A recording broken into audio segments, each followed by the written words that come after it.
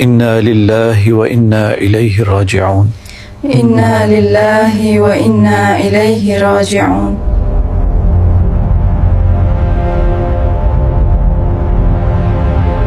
ربک، میرا رب اللہ ہے، میرا دین اسلام ہے۔ کیا آپ نے کبھی سوچا ہے کہ ایک دن آپ آخری بار اپنی آنکھیں بند کریں گے اور پھر کبھی نہیں کھولیں گے؟ آپ اپنے پیاروں کی آوازیں آخری بار سنیں گے، لیکن آپ انہیں جواب نہیں دے پائیں گے۔ اور جب وہ لمحہ آئے گا، آپ کا جسم تو یہیں رہے گا، لیکن آپ کی روح ایک نامعلوم دنیا کی طرف روانہ ہو جائے گی۔ تو اس پہلی رات اور اس کے بعد کے 40 دنوں میں آپ کیا محسوس کریں گے؟ اس ویڈیو میں ہم سب مل کر پراسرار عالم برزخ میں جائیں گے۔ ہم اس سفر کو دیکھیں گے جس سے ہر انسان کو گزرنا ہے، لیکن ایک شخصیت اسے بہت اچھی طرح جانتی تھی، ہمارے پیغمبر محمد صلی اللہ علیہ وسلم۔ ہم نے جدید ترین مصنوعی ذہانت کی ٹیکنالوجی کا استعمال کرتے ہوئے موت کے بعد کے ہر لمحے کو زندہ کیا ہے۔ اگر آپ تیار ہیں تو آئیے شروع کرتے ہیں۔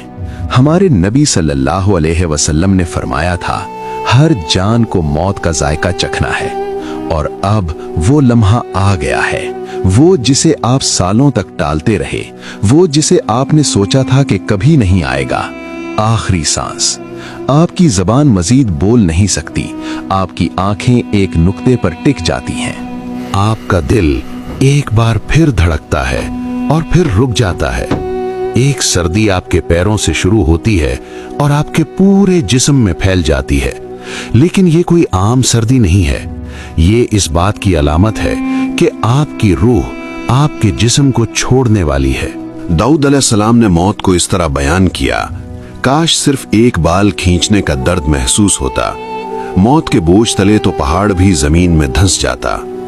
اور روایت ہے کہ موسیٰ علیہ السلام نے فرمایا، موت کا لمحہ ایسا ہے جیسے قصاب کے ہاتھوں ایک زندہ بھیڑ کی کھال اتاری جا رہی ہو۔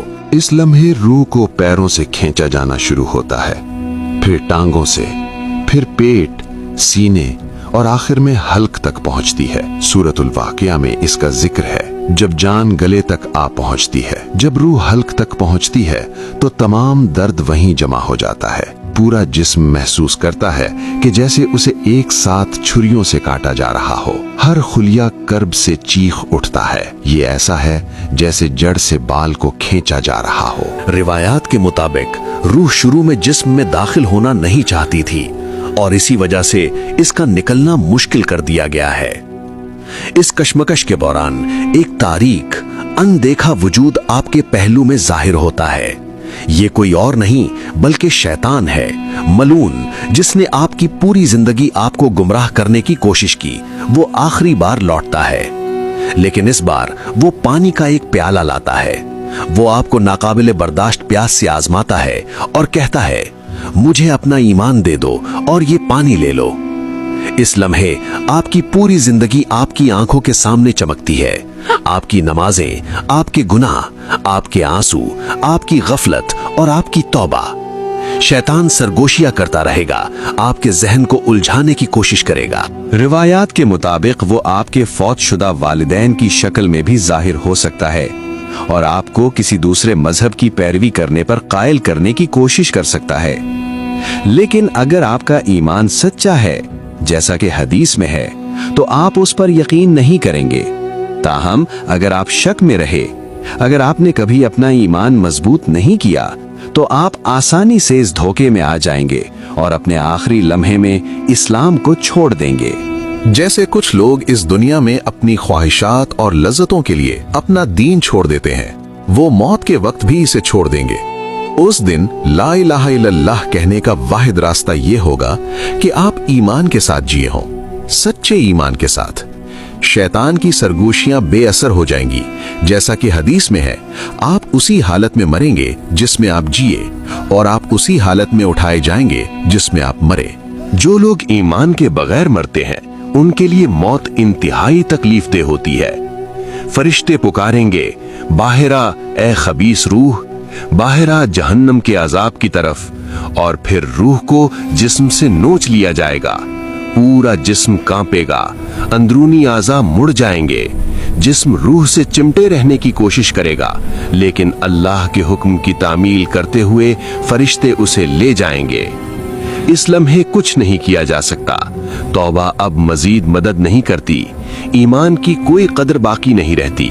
हमारे पैगंबर सल्लल्लाहु अलैहि वसल्लम ने एक मोमिन और एक काफिर की मौत को यूं बयान फरमाया, मोमिन की रूह जिस्म से ऐसे आसानी से निकल जाती है जैसे बर्तन से पानी बहता है, जबकि काफिर की रूह को ऐसे खींचा जाता है जैसे गीले ऊन से कांटेदार शाख खींची जाए, रगों और पट्ठों को चीरती हुई।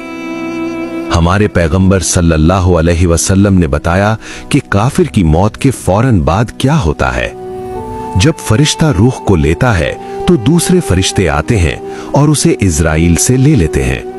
वो उसे एक खुरदुनी बोरी में डालते हैं जो उसके लिए तैयार की गई होती है। इस बोरी से जमीन के बदतरीन मुर्दा जिस्म से भी बदतर बदबू आती है। फिर फरिश्ते उसे ऊपर ले जाते हैं। जब भी वो फरिश्तों के किसी ग्रोह के पास से गुजरते हैं तो वो फरिश्ते पूछते हैं, ये गंदी रूह किसकी है? इसे ले जाने वाले फरिश्ते उस नाम से जवाब देते हैं जिस नाम से वो शख्स दुनिया में जाना जाता था।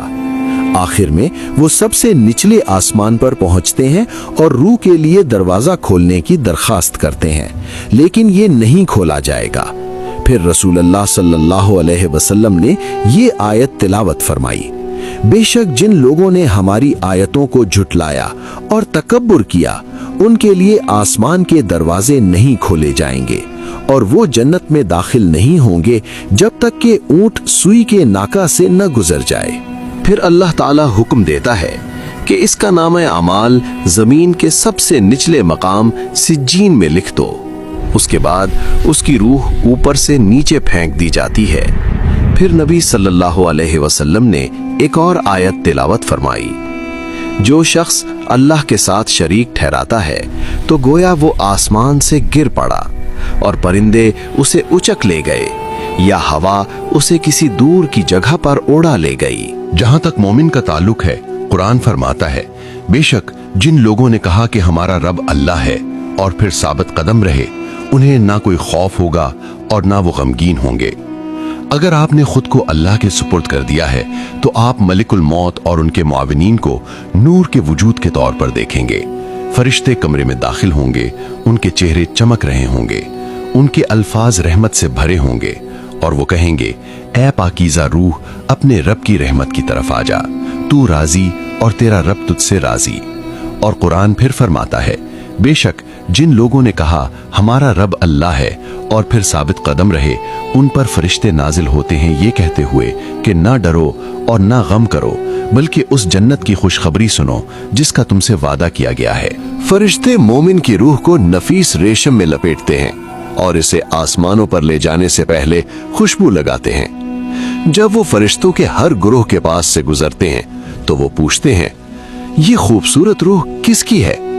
और इसे ले जाने वाले फरिश्ते दुनिया में उस शख्स के लिए इस्तेमाल होने वाले बेहतरीन नामों और तारीफों से जवाब देते हैं। जब वो आसमानों पर पहुंचते हैं तो मोमिन के लिए 7वें आसमान तक तमाम दरवाजे खोल दिए जाते हैं।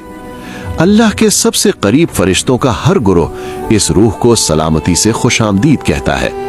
फिर कहा जाता है, इसका नामा आमाल नेकोकारों की किताब में लिख दो। इसके बाद अल्लाह फरमाता है, मेरे बंदे को जमीन की तरफ लौटा दो, क्योंकि मैंने इन्हें इसी से पैदा किया है और इसी में इन्हें लौटाऊंगा और इसी से इन्हें एक बार फिर रोजे क़यामत निकालूंगा। मौत के लम्हे के बाद जिस्म जमीन पर रहता है और तदफीन की तैयारियां शुरू हो जाती हैं। जिस्म को गुस्ल देना जरूरी है। मुस्तनद हदीस में नबी सल्लल्लाहु अलैहि वसल्लम ने फरमाया, जब तुम अपने मुर्दों को गुस्ल दो तो उन्हें अच्छी तरह गुस्ल दो। अगरचे जिस्म हमारी आंखों को बेजान लगता है, ये अब भी एक बर्तन है जिसे रूह ने कभी जाना था और रूह का इससे एक पुरस्रार ताल्लुक बरकरार रहता है। वो ताल्लुक इतना गहरा होता है कि गुस्ल के दौरान हर लम्स, पानी का हर कतरा, हर हरकत रूह इस तरह महसूस करती है जिसे जिंदा लोग नहीं समझ सकते। जैसे नमाज के लिए तैयारी की जाती है, इस तरह दुआओं और एहतराम के साथ जिस्म को मरहला वार गुस्ल दिया जाता है। और आप बतौर रूह सब कुछ देख रहे होते हैं।